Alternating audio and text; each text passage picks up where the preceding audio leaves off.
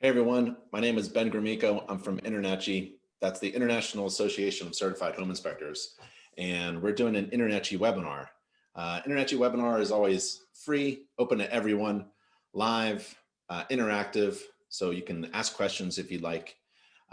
If you register for a webinar and a phone call happens and you got to schedule a job or go, do it, because we record every webinar that we do and then we put it up on our YouTube channels and Facebook and things like that.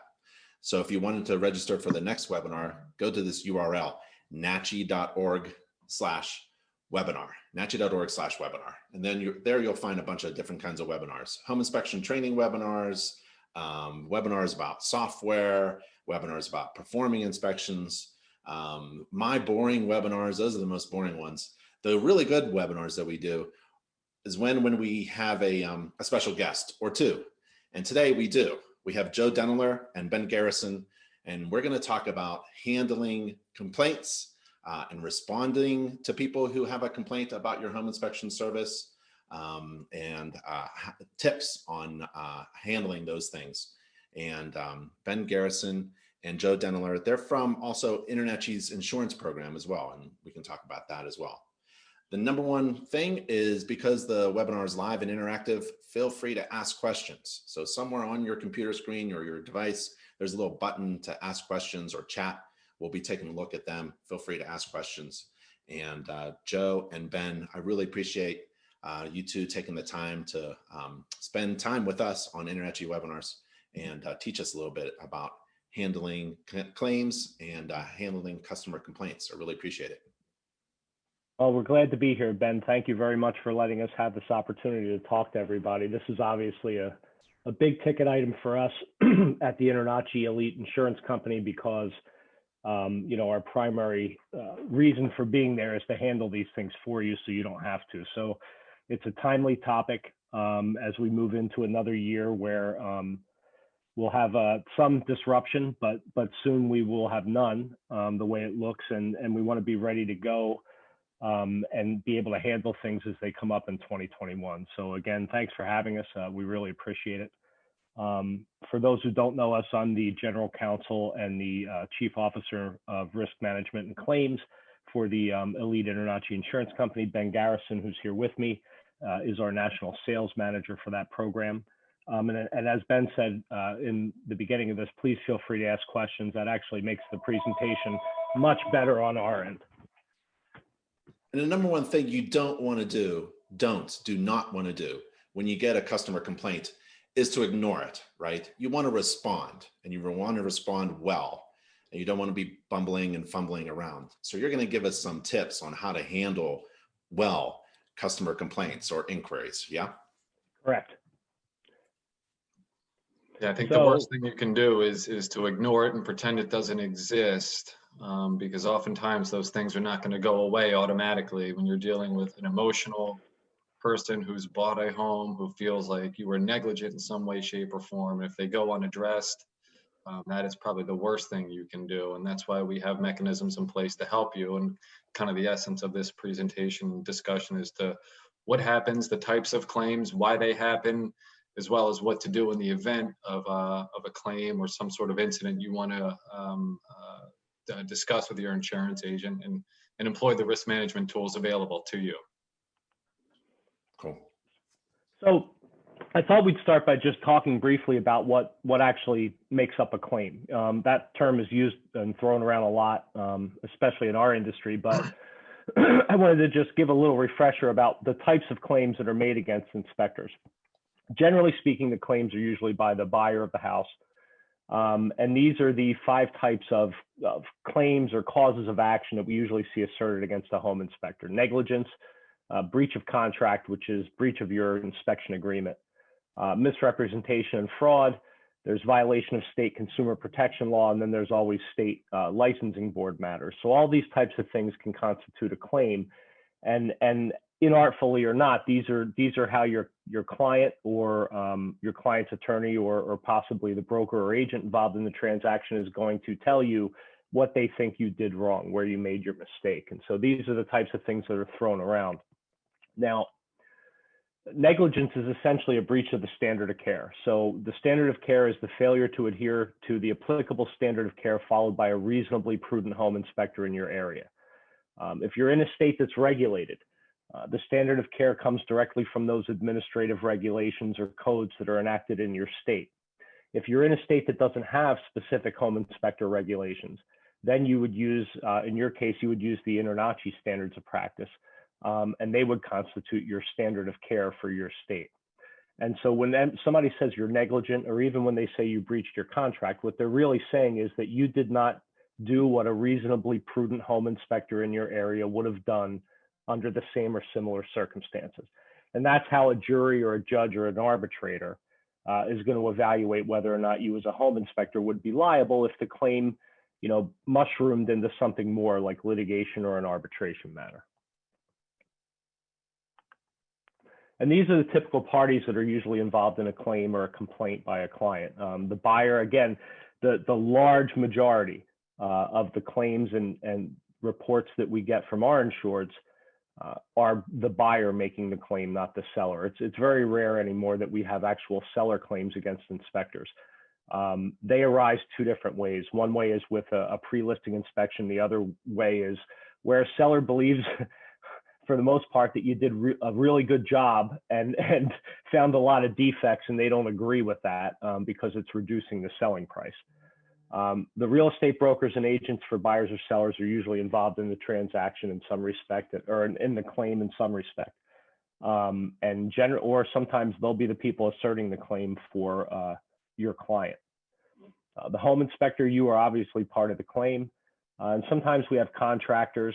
Sometimes there's attorneys involved in the transaction that end up involved in the claim. And sometimes, but very rarely, we get the prior owners in the chain of title that are involved in the claim. But these are usually the players. And these are the people that we as an insurance carrier would start to look at in terms of who may have some responsibility for the claim being made by the client.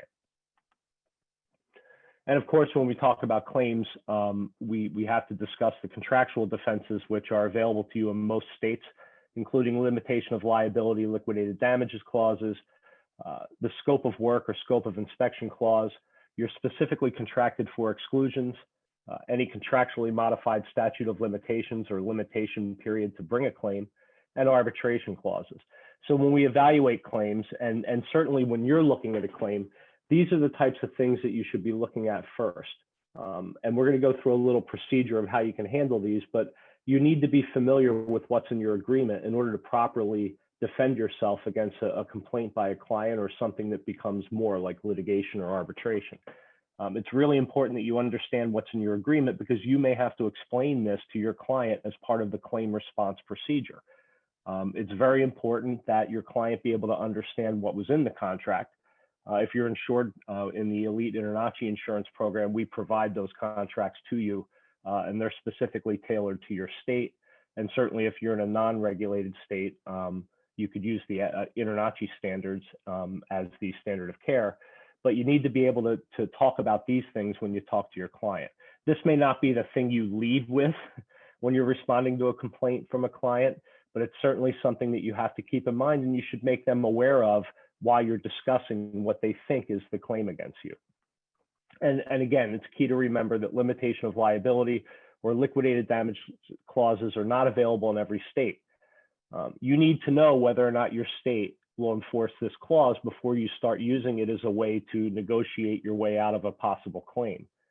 Because if you're making hollow allegations that this is going to be able to be applied in your case, you may run into a situation where a lawyer looks at that and says, no, it's not, and plows right ahead with a lawsuit, which is something we don't want to happen.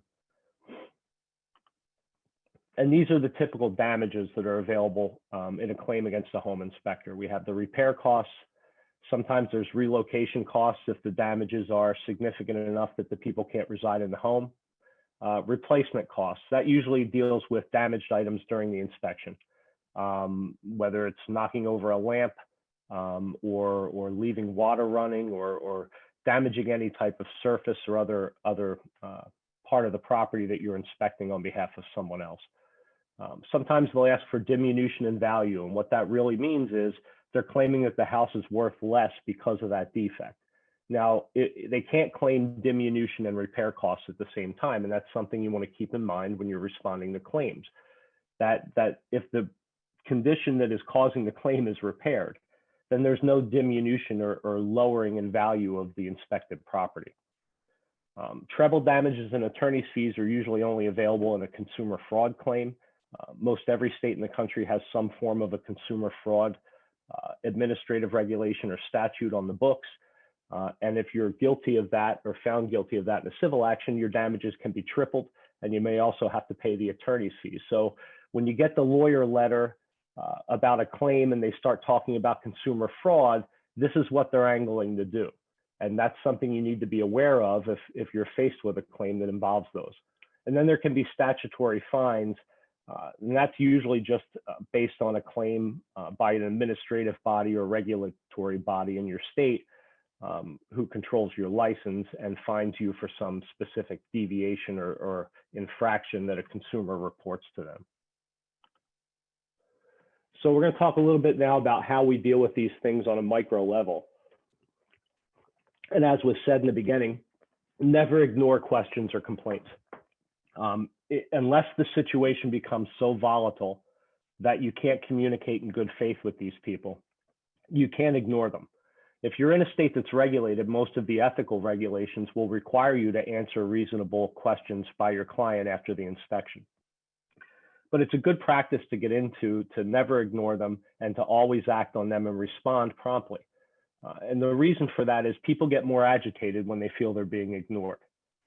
This is really the critical stage when they first come to you, where we have the best opportunity to either get rid of this thing at inception or resolve it at a reasonable number if that's appropriate based on the circumstances. So you should always be ready to answer questions from your clients. Now, some of the bigger inspection companies have people in place that handle that on a regular basis, just like you would at any other larger company. We have several of our insureds that have a situation like that in place, where they have somebody at the office who is responsible for managing claims and complaints. That's something you should definitely have in place as any kind of business, is who is responsible for responding to these complaints and what do we do. Now, if you're in a smaller operation where it's you or just you and your spouse, you're going to be the person who has to respond to these things in addition to doing all the work. And I understand that that becomes problematic for a lot of people because there just aren't enough hours in the day, but you do need to make time to respond to questions or complaints from your clients. Now, if you're too busy during the day, you should be using email or some other method to communicate with people. I always suggest when you're responding to any kind of inquiry from your client that might lead to a complaint, that you do everything in writing. And the reason for that is we want to be able to show how this claim developed and what people said about the claim at the time they made it. In addition to that, we don't want anybody to ever say that you agreed to resolve something or agreed to pay some sum of money orally, and there's no written document to back that up, because as you can imagine, sometimes claimants in these things are a little bit greedy and a little bit untrustworthy. They may see dollar signs and they may be making a complaint that has no basis in fact. And we want to make sure we have documentation of all that. Some firms use a complaint form that they'll send to their client and have them fill it out. Some bigger companies do that automatically through email and have a complaint process by which somebody can upload a complaint to them. These things are all great, but if you're not in a position in your business to use all those tools, then certainly email works. And you can send them something by email that gives them an opportunity to say exactly what they think is wrong. It's good before you start to respond to the complaint that you have a very good idea of what the actual complaint is, because you can't possibly handle it or be prepared to handle it unless you know exactly what's going on.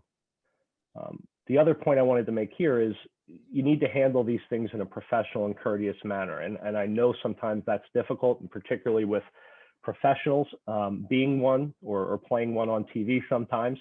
I fully understand that it's difficult sometimes for us to accept that somebody thinks we did something wrong. But you have to step back and treat these as a business transaction. And essentially, you're going to go out there and represent your company in this. And you want to have your best face on, and you want to do your best job and be a professional throughout the negotiations. And the reason is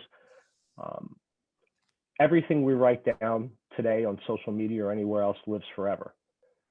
If you're going to write a text to your client in response to a complaint that is full of unsavory language or is accusatory or makes you appear to be somebody who's not acting in a professional manner, those things live forever. And if your claim becomes a lawsuit, it's probably going to be blown up on a 2-foot by 4-foot exhibit for a jury to look at throughout the trial.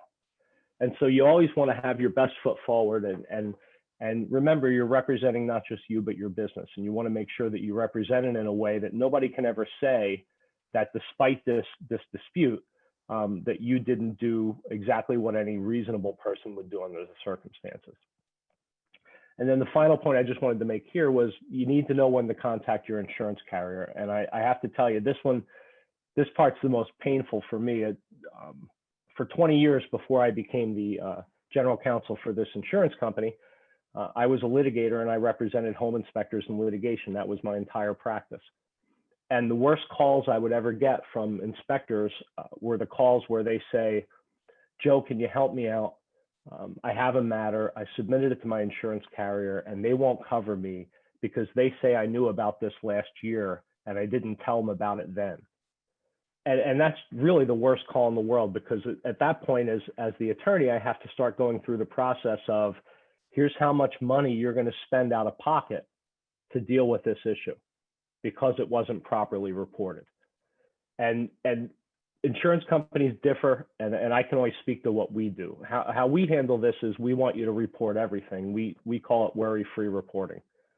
And the reason I instituted that when we created this company was because I never wanted to have that call again with an insured and have to tell them you didn't give anybody notice and therefore we can't cover the claim.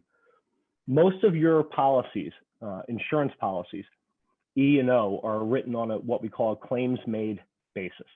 And what that means is that you have to report that claim during the policy year when you first obtain knowledge of it.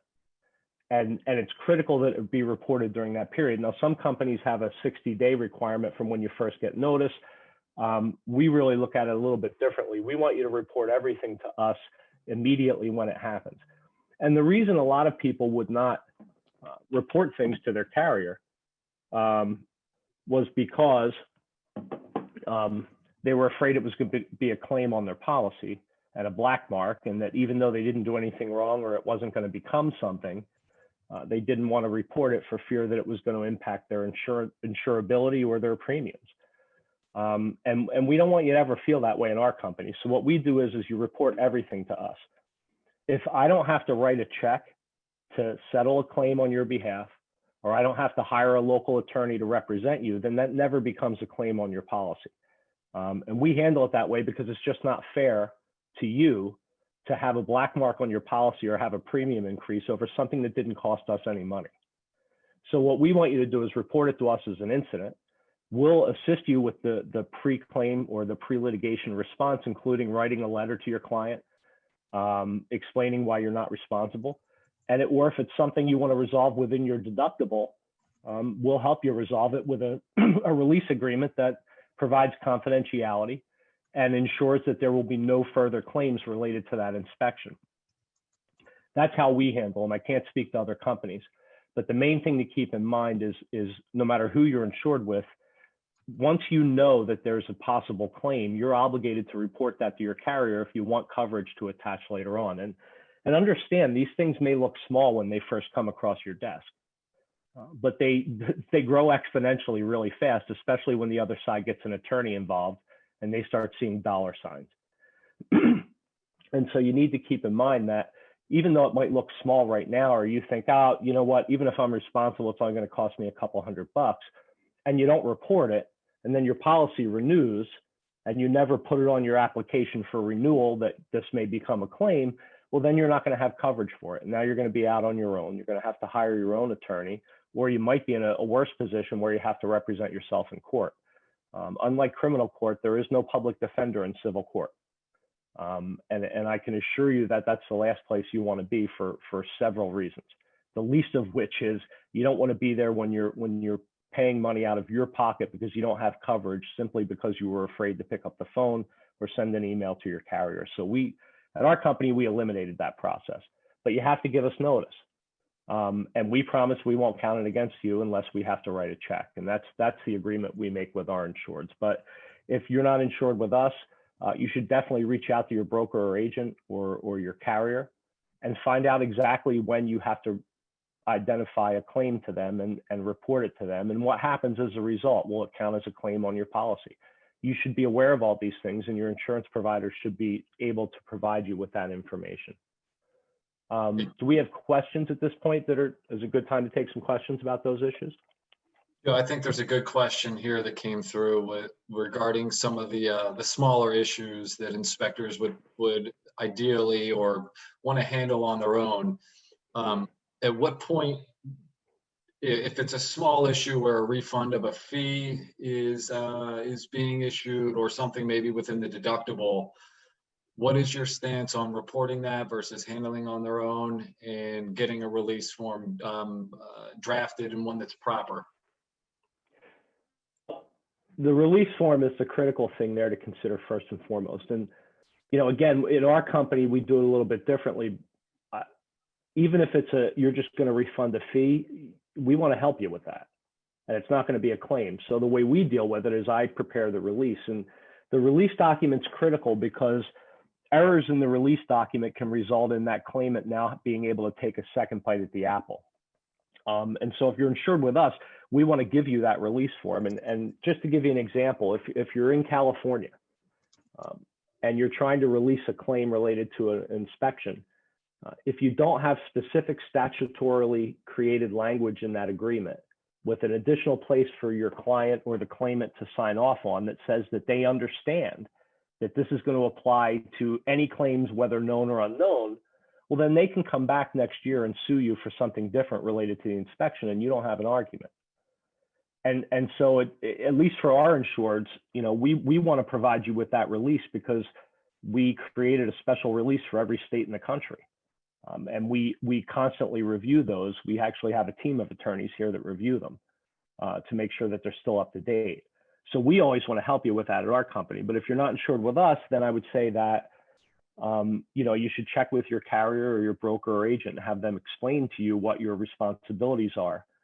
But if you're going to resolve claims on your own and you're not insured with us, I strongly recommend that you have whatever release agreement you plan to use or you're using be reviewed by an attorney in your state and tuned up as needed to fully insulate you from any possibility of a claim.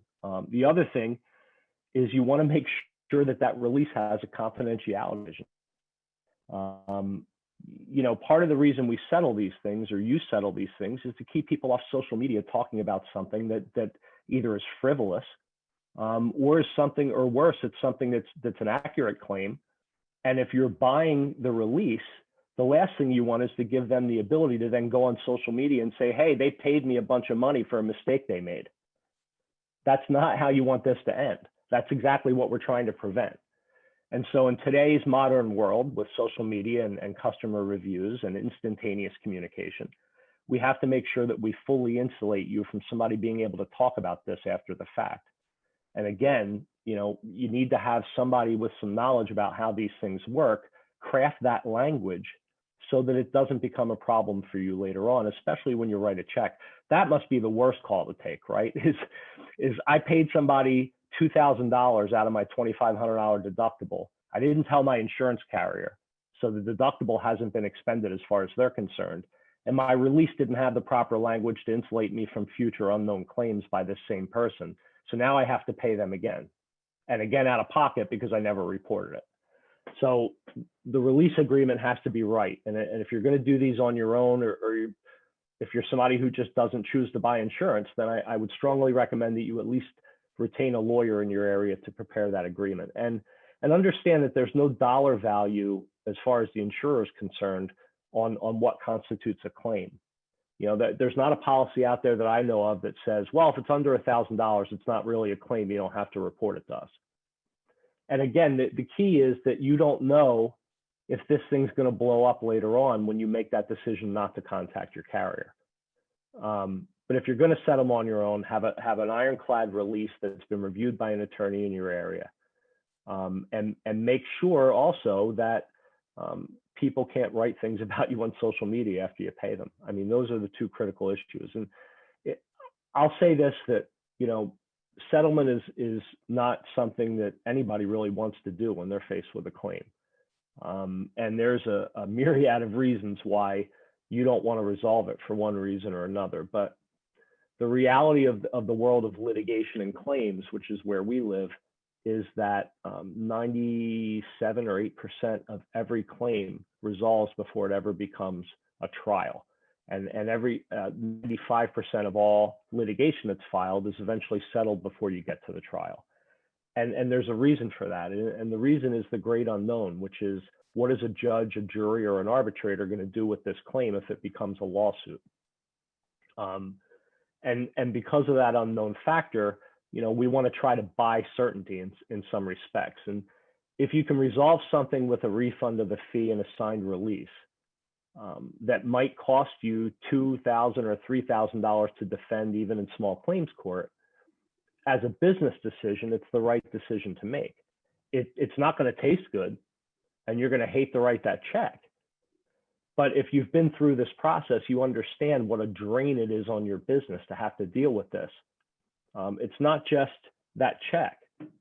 If you're a solo operator, it's your time.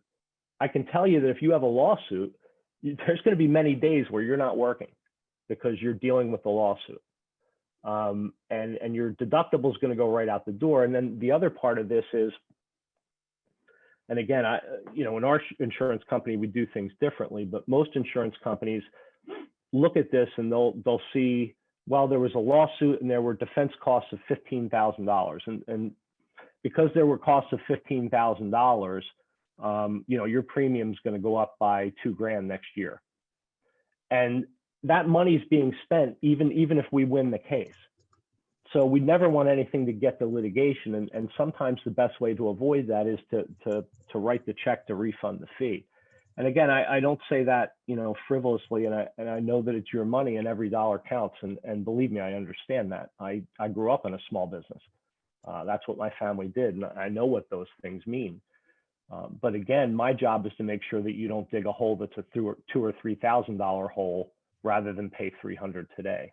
And so you should keep that in mind, that some cases should settle, and for good reasons. Now, in our company, we look at things a little bit differently when we look at those claims that were settled, because what I'm looking for is whether or not the attorney hired by your prior insurance carrier knew what they were doing.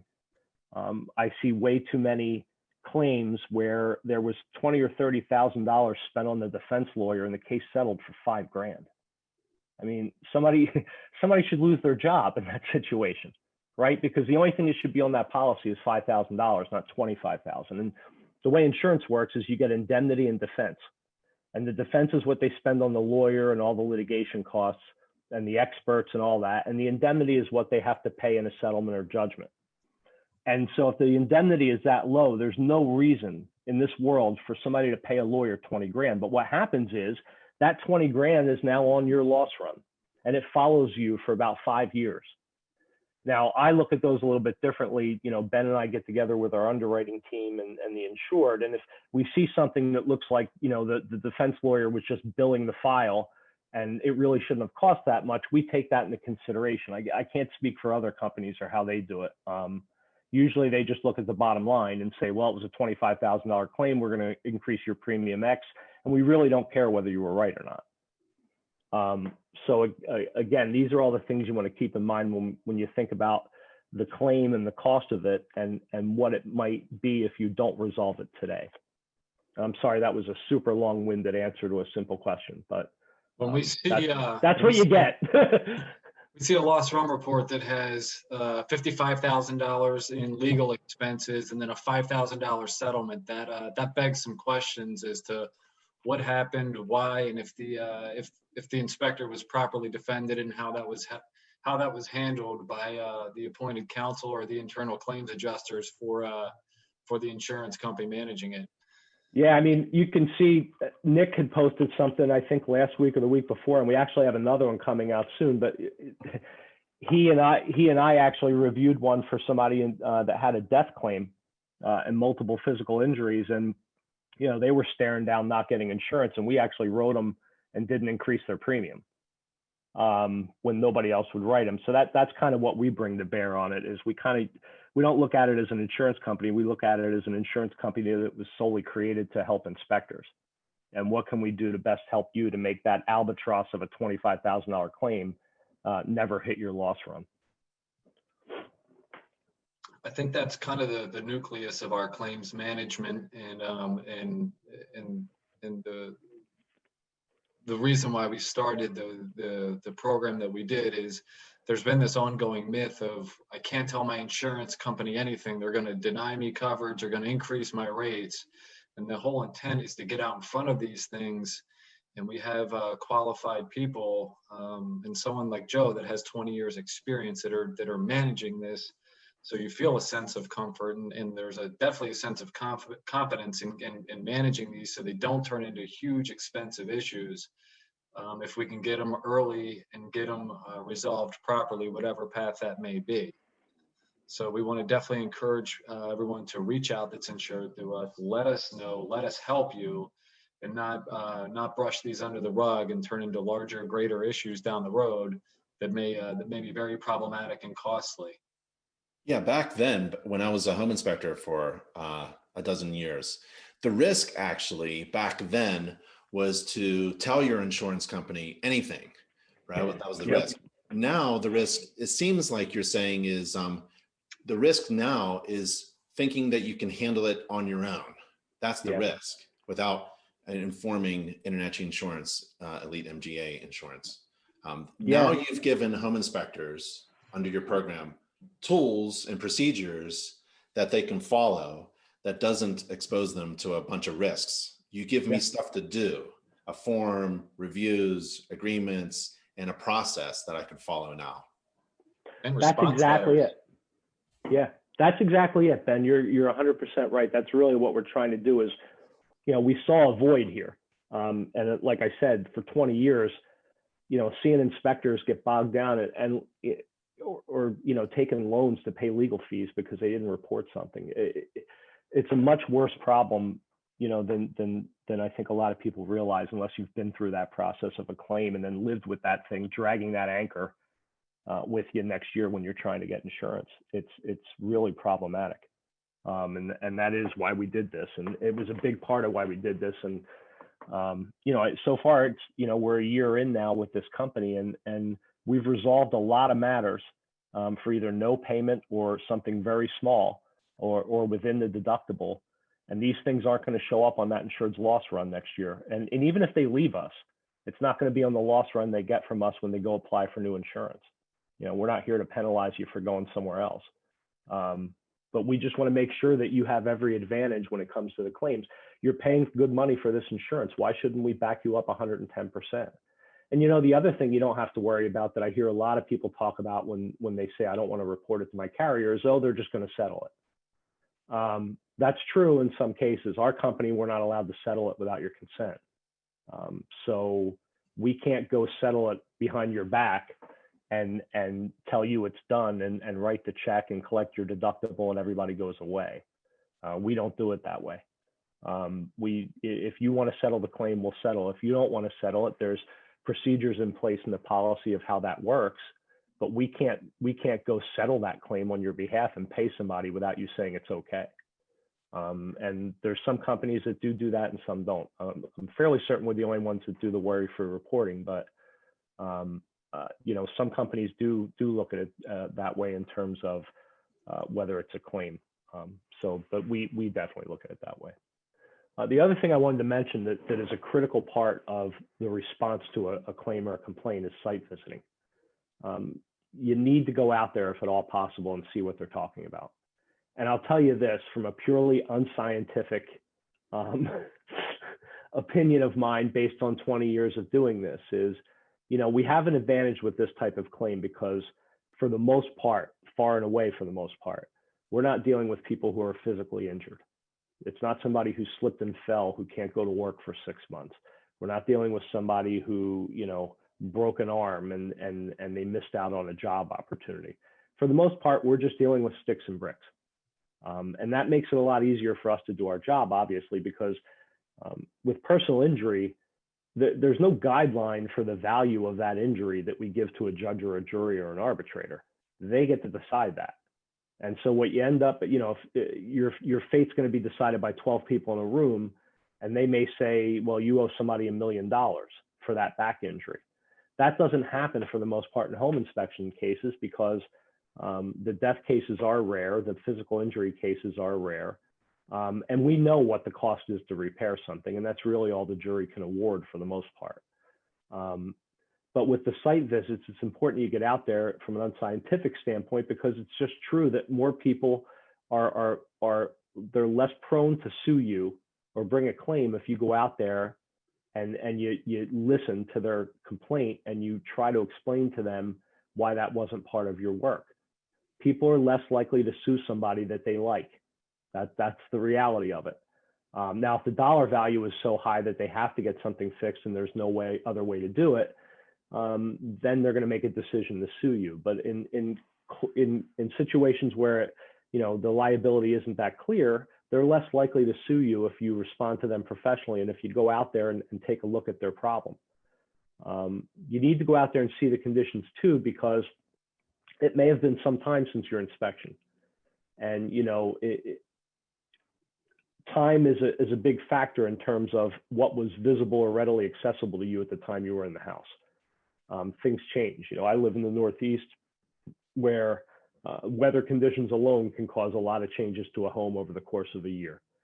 And so you need to go out there and see what was changed. And the other thing you're looking for there too is what's different, right? Because you may have been in that home when it was staged by the seller. There were rugs in certain places. There was art on the walls in a particular room, and that's changed now. And now the conditions that you can observe are different than what you could observe during the inspection.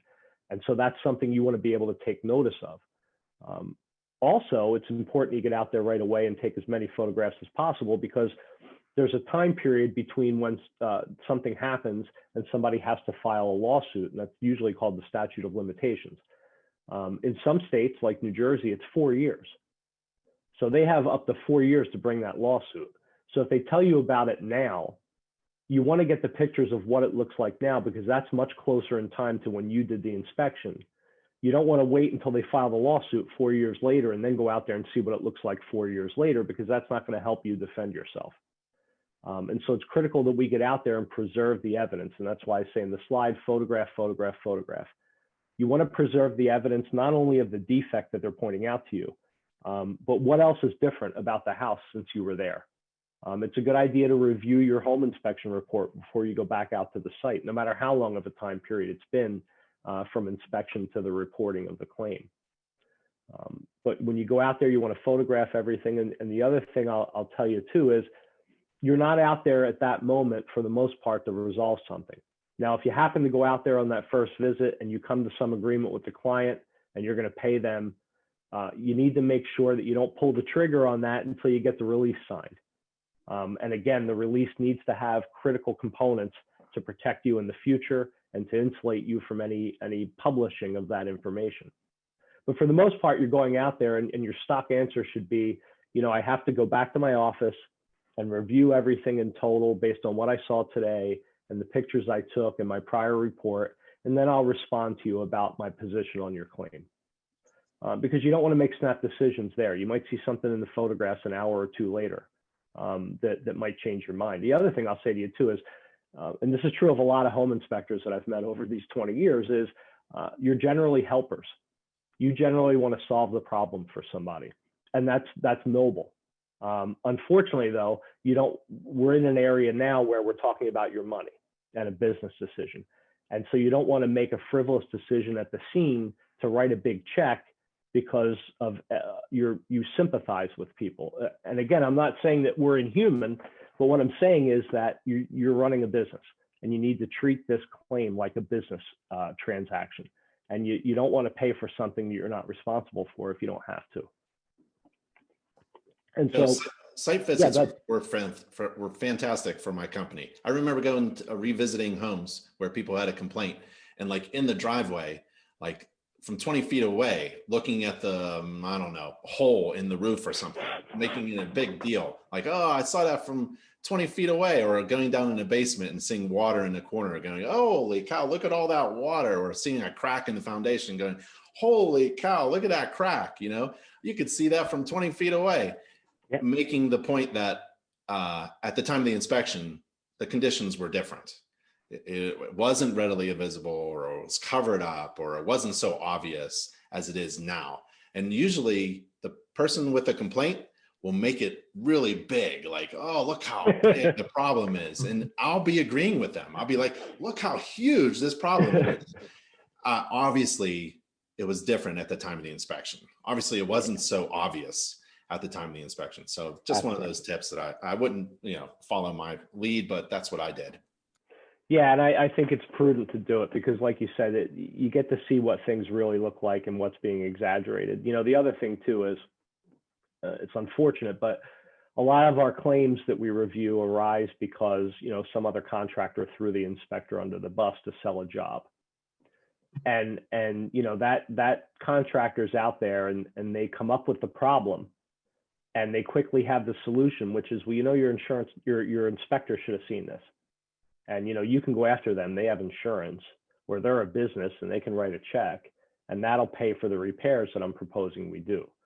I'll tell you, in 2020, the biggest offenders for throwing inspectors under the bus on a nationwide basis were roofers and HVAC contractors.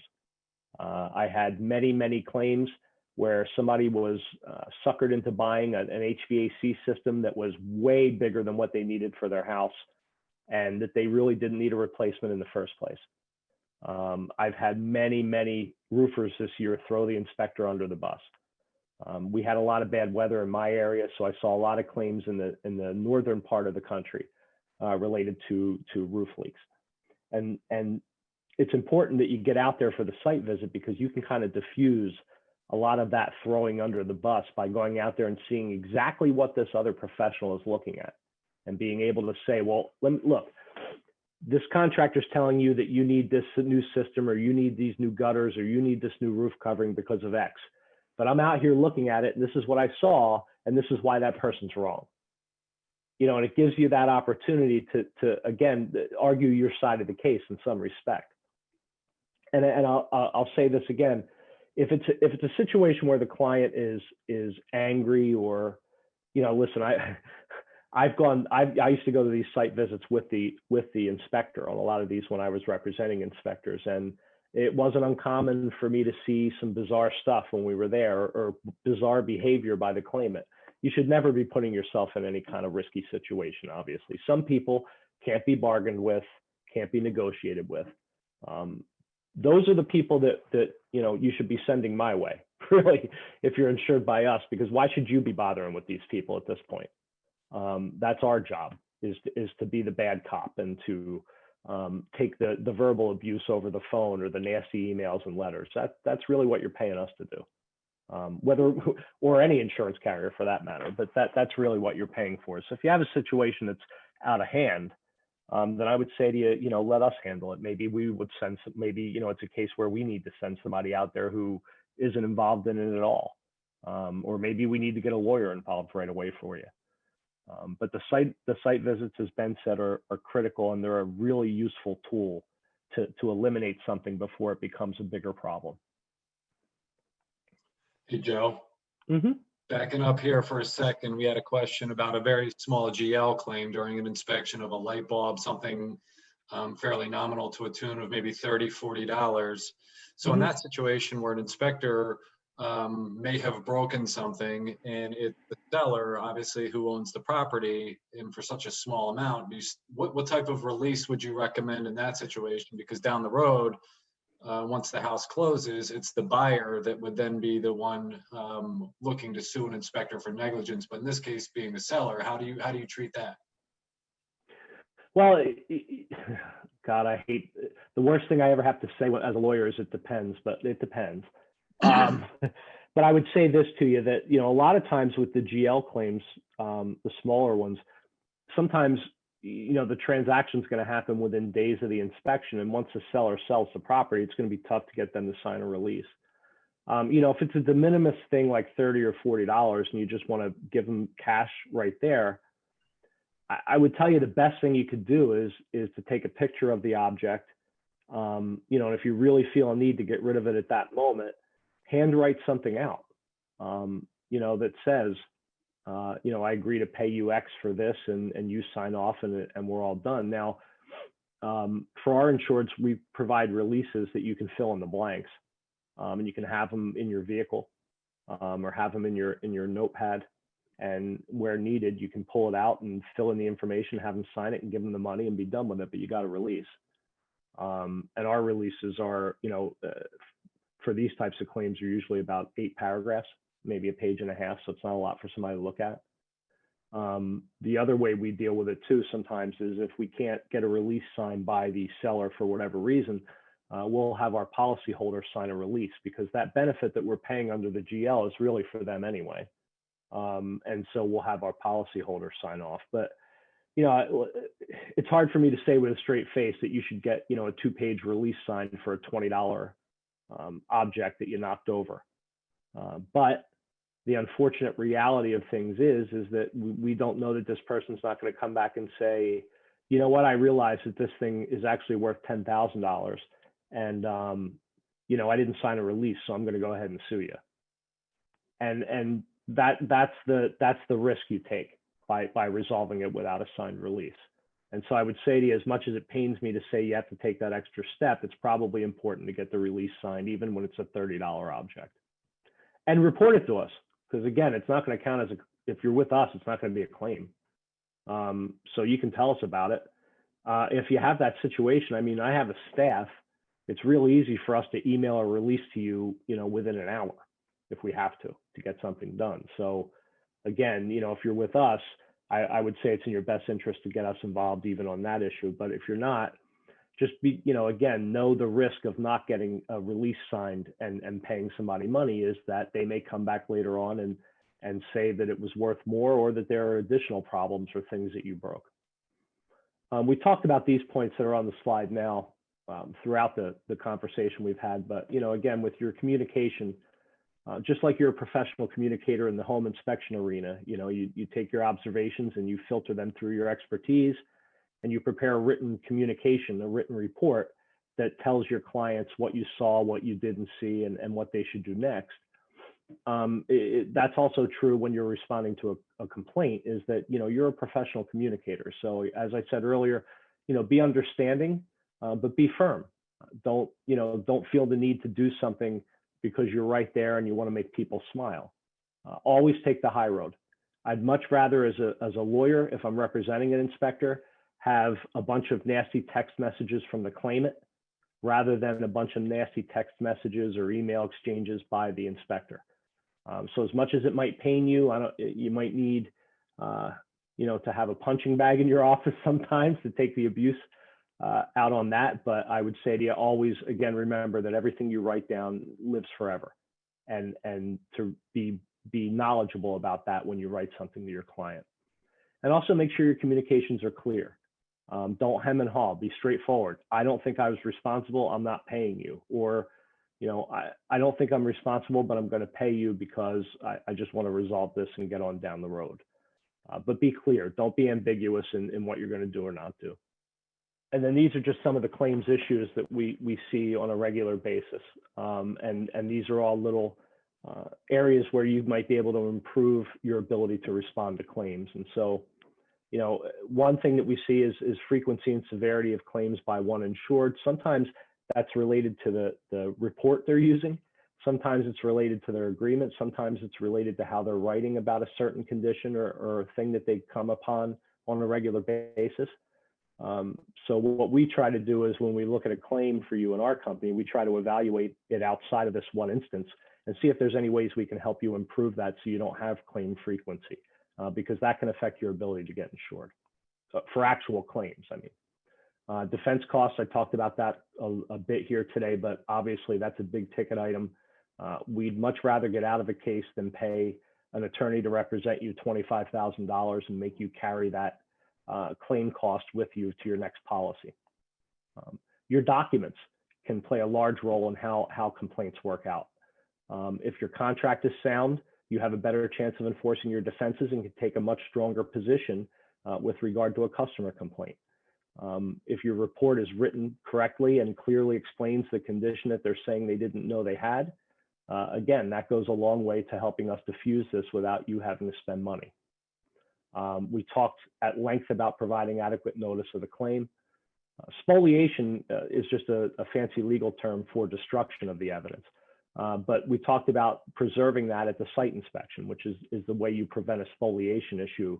Because once that evidence is destroyed, we can't recreate it in order to defend you. And sometimes we need evidence of what was there at the time versus what might be there when the claimant's contractor went out and saw the property. A lot of our problems relate to the claimants hiring a lawyer who's a moron and can't seem to understand your responsibilities even when they're created by statute. And so sometimes we have to overcome that and convince somebody that no matter what they do, this claim isn't going anywhere. There is some difficulty in some states enforcing what we call contracts of adhesion, and that's just a simple legal term for saying it's a one-sided agreement where your client didn't have an opportunity to negotiate the terms. So in some states, we can't enforce limit of liability, and that affects how we deal with the claims when they come in. And then finally, I talked about inflammatory pre-suit communications, and everything lives forever. And so make sure you're not engaging in the tit for tat and seeing if you can best somebody and the slurs that you throw at them during a heated dispute. Again, always take the high road and make sure that whatever you write, you're willing to stand by even a year later. Take some questions or?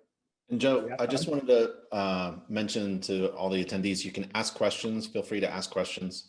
We're trying to handle them as they come in. And also talking about inflammatory pre-suit communications. InterNACHI has a free online course for members.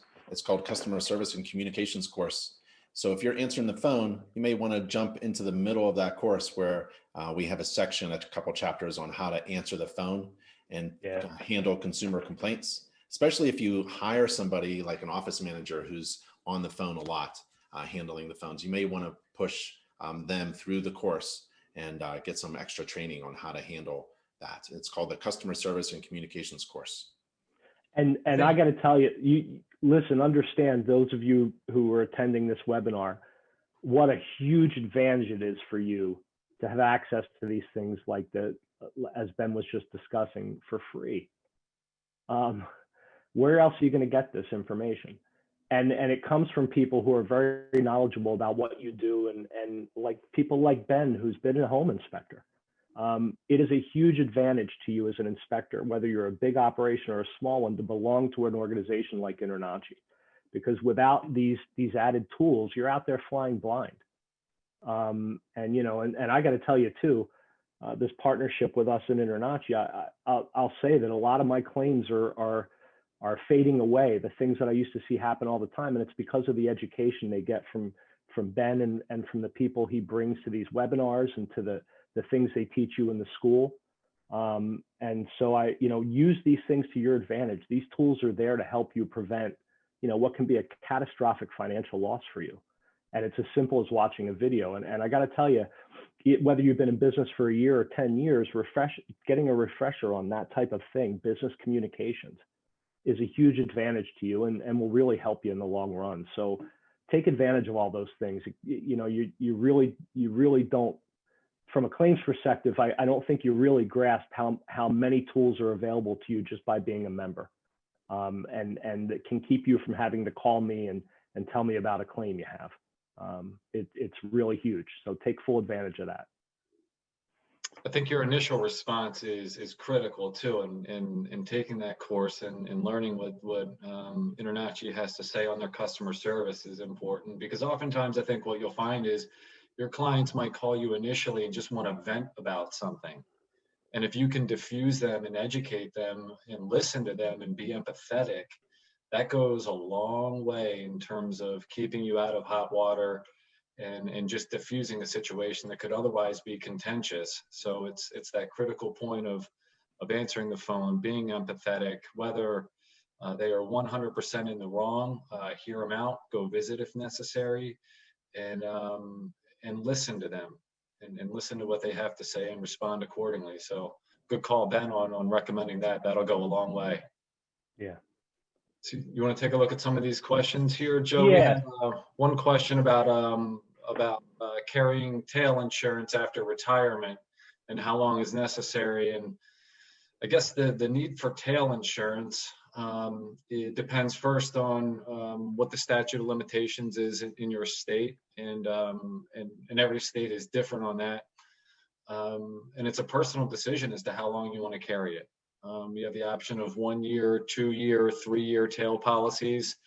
And one of the nice features, I think, of the InterNACHI program from a value proposition standpoint is for those that are part of the program and have been with us for 3 years or longer and ultimately dissolve the business at retirement, having reached the age of 55 or older, we'll give you a 5-year free tail policy at no additional charge, which will save you thousands of dollars on the back end. And that's not a fun check to cut when you're looking to retire, when the income is presumably not coming in and you have to pay for insurance for all of your past inspections. And oftentimes inspectors get blindsided by that, not even realizing that they have trailing liability and have to continue to insure their past work. So I think it's definitely a point worth keeping in mind when you're looking at insurance is what your tail options are and how long to keep it. And Joe, can you talk a little bit about what the statute of limitations means from the date of discovery, the date of the inspection, and how that relates? So the statutes of limitations obviously vary from state to state, and there's some states that have home inspector regulations that have a specific statute of limitations for home inspection claims. Pennsylvania, for example, the way the statute is written says that it's 1 year from the date of the delivery of the inspection report to the client. And that's the cutoff. Some states have longer ones. If you go right across the river to New Jersey, it's a 4-year statute of limitations. The median, the average is 2 years. But we have some as high as 6 and 4 and some as low as a year.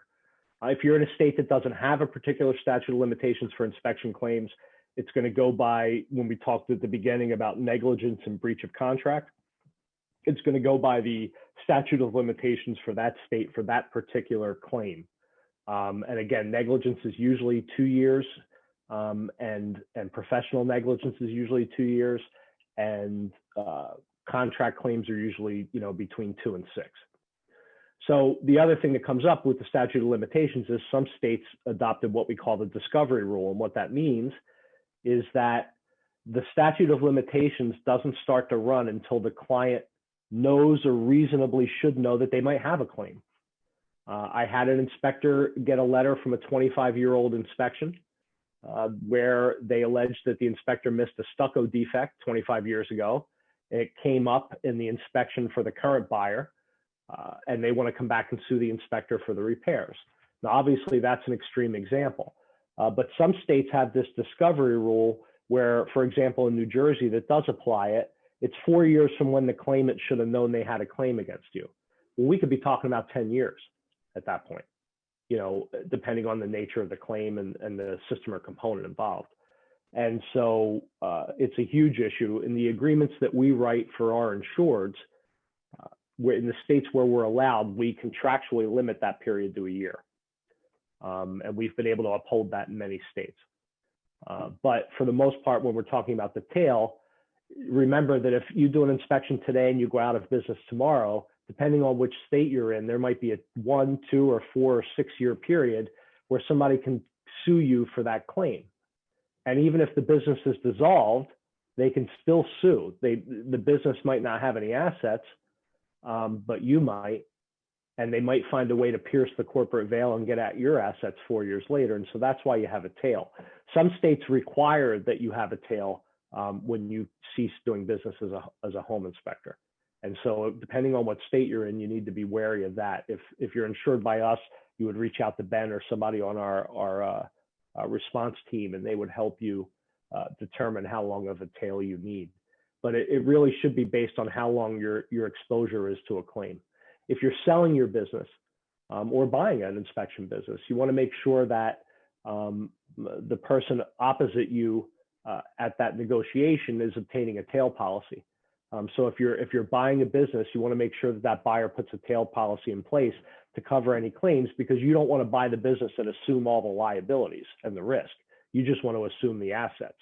And so in that situation, you want to make sure that there's a tail policy in place for the company you're buying that insurance or that inspection business from, so that their policy is triggered if there's a claim after you purchase the business.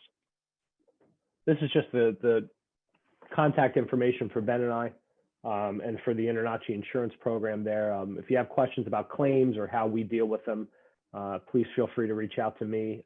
Email is always best for me, because it allows me to respond throughout the day and no matter what I'm doing. So that's the best way to get a hold of me. And then Ben's contact information is there. If you have any questions about the coverages, the pricing, or any of that stuff, you should definitely reach out to Ben. If we have time, I'm happy to take questions, or I've been watching the clock, so I'm not really sure where we're at. Yeah, you want to take some questions, Ben? Sure. NG and Garrison. So Joe, we have one question here, and it kind of goes back to what you were just saying with regard to tail insurance. If the business is closed, and someone files a lawsuit with the named defendant being that LLC that no longer is in existence, how easy is it to then pierce that veil that technically doesn't exist? And it's my understanding, if you're in a licensed state, it's a licensed professional, your personal assets could be at stake. If you're like a doctor, for example, if they don't have insurance, they would be personally liable in the event of a malpractice suit. Can you elaborate on that at all? Well, it's true. And as far as your individual liability as a licensee, it depends on the state. And right now, I think we have roughly, I think there's 32 licensed states at this point, if I'm not mistaken. I could be off by a couple there. But in the states where there's actually a license involved, that's the universe of states where they might be able to sue you individually, even if you have an LLC or an LP or whatever you might have as a corporate structure. If you're out there doing business without a corporate structure, it's always you 24/7. So if you're out there operating as a solo operator or a DBA with no actual corporate structure, well, then your personal assets are always at stake. But if you have a corporate structure in place, the idea is that that's supposed to take the hit and insulate you from having your personal assets exposed. Now, where a lot of inspectors get caught up in a problem with that is if it's a smaller business, for example, and you're operating that checkbook like it's your personal checkbook, and you're paying, a utility bill for your residence, or you're using the gas card to buy the gas for your personal travel. It's the mixing of those assets between the corporate entity and you personally that can trigger a situation where somebody can get a judgment against the business, the LLC, and then enforce that judgment against the individual. And so you have to be really careful, especially with the smaller operations, that everything is completely separate, that your personal life and your personal expenses don't appear in the checkbook for the business. But if you do have a situation where they can pierce the corporate veil, if they can show that there's a nexus or there's a commonality between you and the business in terms of the finances, well, then they can seek to pierce the corporate veil and go after your personal assets. Some of those assets may be insulated because of marriage or trust, but it puts you in a really bad position. So the first piece of advice I can give you is make sure you have a corporate entity, and then make sure that you're not mixing any of those assets together in such a way that somebody could say, you're really operating as the business, therefore I get to take your stuff too. The other problem, and it ties into the tail coverage, is inspectors go out and they close their business and they get served with papers and they say, well, the business doesn't exist anymore. So, go ahead and sue. I'm not going to respond. I'm not going to do anything about this. And the plaintiff goes out there and sues, and they get a default judgment against the company for $15,000 or $20,000. And the judgment is entered. Then they file the action to enforce the judgment against you personally. And once that starts to happen, you've already basically waived your ability to challenge the liability and the amount of damages that were awarded in the other case because you didn't appear. So now you're stuck with that number, and you're going to pay out of pocket for an attorney to represent you to protect your house. Not a situation you want to ever be in.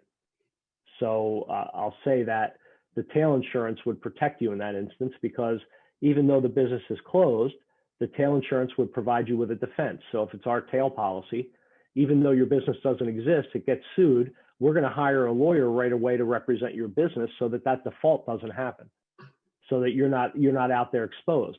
And maybe it's a situation where it needs to be resolved.